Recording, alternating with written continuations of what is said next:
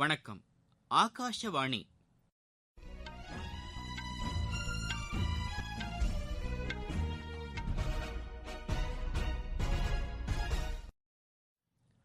செய்திகள் வாசிப்பவர் மணி துரைசாமி. தலைப்புச் செய்திகள்: சுயசார்பு இந்தியா இயக்கத்தின் தேவைகளை பூர்த்தி செய்யும் வகையில் மத்திய அரசு பல்வேறு நடவடிக்கைகளை மேற்கொண்டு வருவதாக பெட்ரோலியத்துறை அமைச்சர் திரு தர்மேந்திர பிரதான் கூறியுள்ளார்.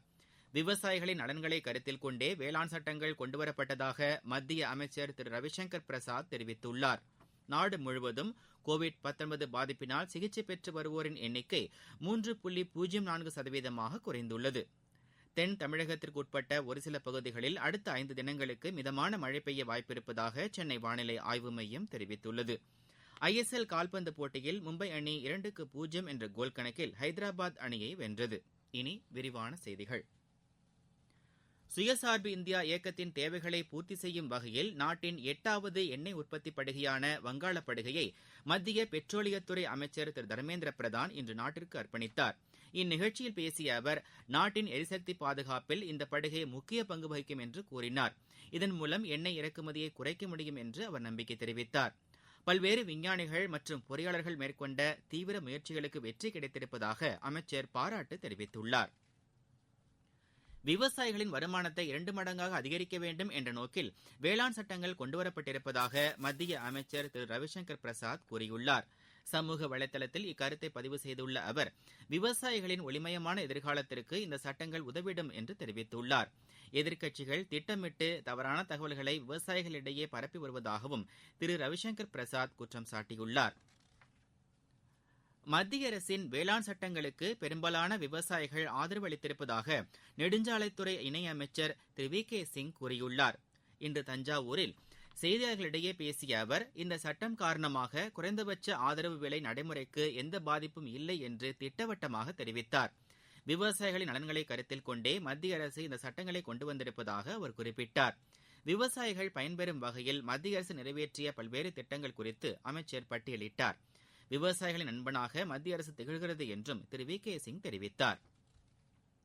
ரவீந்திரநாத் தாகூரின் இலக்கியம், கவிதைகள் உள்ளிட்ட படைப்புகள் அனைத்தும் என்றென்றும் போற்றத்தக்கவை என்று மத்திய உள்துறை அமைச்சர் திரு அமித் ஷா தெரிவித்துள்ளார்.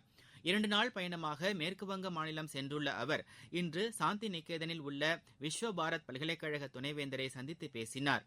பின்னர் செய்தியாளர்களிடையே பேசிய அவர், தாகூரின் கொள்கைகள் நாட்டில் தலைசிறந்த தலைவர்களான மகாத்மா காந்தி மற்றும் நேதாஜி சுபாஷ் சந்திரபோஸ் ஆகியோரை வெகுவாக கவர்ந்ததாக கூறினார். பின்னர் பல்கலைக்கழகத்தில் உள்ள அவரது திருவுருவப் படத்திற்கு மலர் தூவி மரியாதை செலுத்தினார். உலகிலேயே ஒரே கவிஞரின் கவிதைகளில் 2ஐ இந்தியாவும் பங்களாதேஷும் தங்களது தேசிய கீதமாக கொண்டிருப்பது தாகூரின் கவிதைகள்தான் என்று திரு அமித் ஷா சுட்டிக்காட்டினார். எத்தனால் உற்பத்தியை அதிகரிப்பதனால் விவசாயிகளின் வருமானத்தை உயர்த்துவதற்கு உதவிடும் என்று மத்திய சாலை போக்குவரத்து மற்றும் நெடுஞ்சாலைத்துறை அமைச்சர் திரு நிதின் கட்கரி தெரிவித்துள்ளார். கர்நாடகா மாநிலத்தில் செயல்படுத்தப்பட உள்ள பல்வேறு தேசிய நெடுஞ்சாலை திட்டங்களுக்கு அவர் இன்று அடிக்கல் நாட்டினார். நாட்டில் அதிக அளவில் கரும்பு உற்பத்தி செய்யும் மாநிலங்களில் ஒன்றான கர்நாடகா இதற்கான முன்முயற்சியை மேற்கொள்ள வேண்டும் என்று அப்போது அவர் வலியுறுத்தினார். நாட்டில் ஏற்கனவே கரும்பு மற்றும் நெல் விளைச்சல் அதிகரித்து சர்க்கரை மற்றும் அரிசி கையிருப்பு அதிகம் உள்ள நிலையில் உபரியாக கிடைக்கும் கரும்பிலிருந்து தயாரிக்கப்படும் எத்தனாலை மாற்று எரிபொருளாக பயன்படுத்தலாம் என்றும் அவர் குறிப்பிட்டார். இதன் மூலம் நாட்டின் எரிபொருள் தேவைகளை பூர்த்தி செய்ய வழிவகுக்கும் என்றும் திரு நிதின் கட்கரி கூறினார். தரமான கல்வியை உறுதி செய்வதற்கு தேசிய கல்விக் கொள்கை உதவிடும் என்று மத்திய கல்வி அமைச்சர் திரு ரமேஷ் பொக்ரியால் நிஷாங்க் கூறியுள்ளார். இது தொடர்பாக எழுதியுள்ள கட்டுரையில் அவர் இவ்வாறு கூறியுள்ளார். அனைத்து தரப்பினருக்கும் தரமான கல்வி கிடைப்பதை இந்த கொள்கை உறுதி செய்யும் என்றும் அமைச்சர் தெரிவித்துள்ளார். பொதுத் தேர்வு தொடர்பாக ஆசிரியர்களுடன் நாளை மறுநாள் கலந்துரையாட இருப்பதாகவும் திரு ரமேஷ் பொக்ரியால் நிஷாங்க் கூறியுள்ளார். அலிகார் முஸ்லிம் பல்கலைக்கழகத்தில் நாளை மறுநாள் நடைபெறவுள்ள 100ஆண்டு விழாவில் பிரதமர் திரு நரேந்திரமோடி காணொலி காட்சி வாயிலாக உரையாற்றுகிறார். இந்நிகழ்ச்சியில் அவர் தபால் தலையையும் வெளியிடுகிறார்.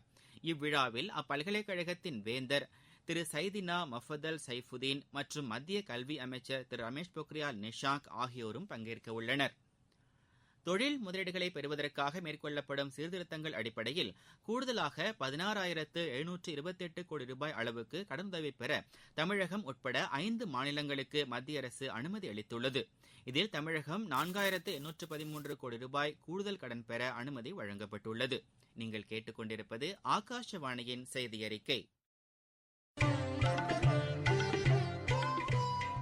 கோவிட்-19ற்கு எதிரான போரில் நமக்கான 3 கவசங்கள். முகக்கவசம் அணிவோம், தனிநபர் இடைவெளியை கடைபிடிப்போம், கை மற்றும் முக சுத்தம் பராமரிப்போம்.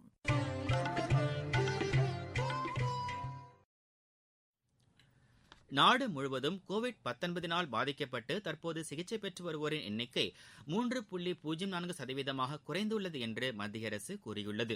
இந்த நோய் தொற்றிலிருந்து குணமடைவோரின் எண்ணிக்கை தொடர்ந்து அதிகரித்து வருவதாக சுகாதாரத்துறையின் செய்திக்குறிப்பில் தெரிவிக்கப்பட்டுள்ளது. கடந்த 24 மணி நேரத்தில் மட்டும் 29,690 பேர் குணமடைந்திருப்பதாகவும் அதில் குறிப்பிடப்பட்டுள்ளது. சர்வதேச சவால்களை எதிர்கொள்வதற்கு ஒருங்கிணைந்த நடவடிக்கைகள் மேற்கொள்ள வேண்டியதன் அவசியம் குறித்து மத்திய சுகாதாரத்துறை அமைச்சர் டாக்டர் ஹர்ஷ்வர்தன் வலியுறுத்தியுள்ளார். சர்வதேச ஒற்றுமை தினத்தையொட்டி அவர் விடுத்துள்ள செய்தியில் கோவிட்-19 பெருந்தொற்று இதனை உணர்த்தியிருப்பதாக தெரிவித்துள்ளார். இதுபோன்ற சவால்களை முறியடிப்பதற்கு அனைத்து நாடுகளும் எதிர்காலத்தில் ஒருங்கிணைந்து பணியாற்ற வேண்டும் என்றும் அமைச்சர் கேட்டுக் கொண்டார். மத்திய அரசின் கட்டுப்பாட்டில் உள்ள நினைவிடங்களில் பார்வையாளர்களின் உச்சவரம்பை தொல்பொருள் ஆய்வுத்துறை நீக்கியுள்ளது. இது தொடர்பாக தொல்பொருள் ஆய்வுத்துறை அனுப்பியுள்ள உத்தரவில் கோவிட்-19 தொடர்பான நிலையான செயல்பாட்டு விதிமுறைகளுடன் நாளொன்றுக்கு எத்தனை பார்வையாளர்களை அனுமதிக்க வேண்டும் என்பதை சம்பந்தப்பட்ட தொல்பொருள் ஆய்வுத்துறையின் கண்காணிப்பாளர் மாவட்ட ஆட்சியரின் ஒப்புதலுடன் முடிவு செய்து கொள்ளலாம் என்று தெரிவிக்கப்பட்டுள்ளது. உத்தரப்பிரதேச மாநிலத்தில் ஊரகப் பகுதிகளில் சொத்து மற்றும் நிலம் தொடர்பான பிரச்சினைகளுக்கு தீர்வு காணும் வகையில் சிறப்பு முகாமை அம்மாநில அரசு தொடங்கியுள்ளது. வராசத் என்ற பெயரில் அடுத்த ஆண்டு 15ஆம் தேதி வரை தொடர்ந்து நடைபெறவுள்ள இந்த சிறப்பு முகாமை அம்மாநில முதலமைச்சர் திரு யோகி ஆதித்யநாத் தொடங்கி வைத்ததாக எமது செய்தியாளர் தெரிவிக்கிறார். கிராமப்புற பகுதிகளில் வசிக்கும் மக்கள் தங்களது சொத்துக்கள் மற்றும் நிலங்கள் சட்டவிரோதமாக அபகரிக்கப்படுவதை தடுக்கும் வகையில் இத்தகைய நடவடிக்கைகள் தொடர்ந்து மேற்கொள்ளப்படும் என்று அம்மாநில முதலமைச்சர் திரு யோகி ஆதித்யநாத் கூறியுள்ளார். பீகார் மாநில தலைமை தேர்தல் அதிகாரி திரு ஸ்ரீனிவாஸ் மற்றும் அம்மாநில முதன்மை சுகாதாரத்துறை செயலர் திரு பிரத்யா அம்ரித் ஆகியோரை தேர்தல் அலுவலர்களுக்கு பயிற்சி வழங்கும் அதிகாரிகளாக தேர்தல் ஆணையம் நியமித்துள்ளது. கோவிட்-19 பெருந்தொற்று காலத்தில் பீகார் சட்டப்பேரவைக்கான தேர்தல் வெற்றிகரமாக நடத்தி முடிக்கப்பட்டதை அடுத்து தேர்தல் ஆணையம் இந்த நடவடிக்கையை மேற்கொண்டுள்ளது. தமிழ்நாடு, மேற்குவங்கம், அசாம், கேரளா மற்றும் புதுச்சேரி ஆகிய 5 மாநிலங்களின் சட்டப்பேரவைக்கு அடுத்த ஆண்டு தேர்தல் நடைபெறவுள்ளது. அசாமில் குடியுரிமை திருத்த சட்டத்திற்கு எதிரான போராட்டங்கள் அம்மாநில சட்டப்பேரவை தேர்தலில் பிஜேபிக்கு எந்தவித பாதிப்பையும் ஏற்படுத்தாது என அக்கட்சியின் மாநில தலைவர் திரு ரஞ்சித்குமார் தாஸ் திட்டவட்டமாக தெரிவித்துள்ளார். குவஹாத்தியில் இன்று செய்தியாளர்களிடையே பேசிய அவர், அண்மையில் நடைபெற்ற பஞ்சாயத்து மற்றும் நாடாளுமன்ற இடைத்தேர்தல் ஆகியவற்றில் பிஜேபி கிடைத்துள்ள வெற்றி எடுத்துக்காட்டுவதாக கூறினார்.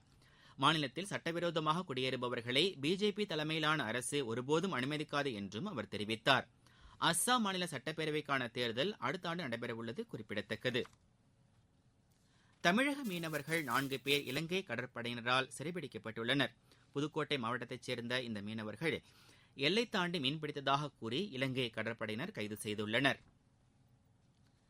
தென் தமிழகத்திற்கு உட்பட்ட ஒரு சில பகுதிகளில் அடுத்த 5 தினங்களுக்கு மிதமான மழை பெய்ய வாய்ப்பிருப்பதாக சென்னை வானிலை ஆய்வு மையம் கூறியுள்ளது. வட தமிழகத்தை பொறுத்தவரை வறண்ட வானிலையே நிலவும் என்றும் ஆய்வு மையம் தெரிவித்துள்ளது. பலத்த காற்று வீசக்கூடும் என்பதால் மீனவர்கள் குமரிக்கடல் பகுதிகளுக்கு இன்றும் நாளையும், மாலத்தீவு பகுதிகளுக்கு நாளை மறுநாளும் செல்ல வேண்டாம் என்றும் அறிவுறுத்தப்பட்டுள்ளனர். ஐஎஸ்எல் கால்பந்து போட்டியில் மும்பை அணி 2-0 என்ற கோல் கணக்கில் ஹைதராபாத் அணியை வென்றது. இன்னும் சற்று நேரத்தில் தொடங்கவுள்ள மற்றொரு போட்டியில் கேரளா ஈஸ்ட் பெங்கால் அணியை எதிர்கொள்கிறது. ஹரியானாவில் நடைபெறவுள்ள கேலோ இந்தியா விளையாட்டுப் போட்டிகளில் 4 உள்நாட்டு விளையாட்டுப் போட்டிகளைச் சேர்க்க மத்திய விளையாட்டு அமைச்சகம் ஒப்புதல் வழங்கியுள்ளது. கட்கா, களரிப்பயிற்று, தங்டா மற்றும் மல்லக்கம்பா ஆகிய விளையாட்டுப் போட்டிகள் இதில் சேர்க்கப்பட உள்ளன. மீண்டும் தலைப்புச் செய்திகள். சுயசார்பு இந்தியா இயக்கத்தின் தேவைகளை பூர்த்தி செய்யும் வகையில் மத்திய அரசு பல்வேறு நடவடிக்கைகளை மேற்கொண்டு வருவதாக பெட்ரோலியத்துறை அமைச்சர் திரு தர்மேந்திர பிரதான் கூறியுள்ளார். விவசாயிகளின் நலன்களை கருத்தில் கொண்டே வேளாண் சட்டங்கள் கொண்டுவரப்பட்டதாக மத்திய அமைச்சர் திரு ரவிசங்கர் பிரசாத் தெரிவித்துள்ளார். நாடு முழுவதும் கோவிட்-19 பாதிப்பினால் சிகிச்சை பெற்று வருவோரின் எண்ணிக்கை 3.04% குறைந்துள்ளது. தென் தமிழகத்திற்கு உட்பட்ட ஒரு சில பகுதிகளில் அடுத்த 5 தினங்களுக்கு மிதமான மழை பெய்ய வாய்ப்பு இருப்பதாக சென்னை வானிலை ஆய்வு மையம் தெரிவித்துள்ளது. ISL கால்பந்து போட்டியில் மும்பை அணி 2-0 என்ற கோல் கணக்கில் ஹைதராபாத் அணியை வென்றது. இத்துடன் இந்த செய்தி அறிக்கை நிறைவடைகிறது.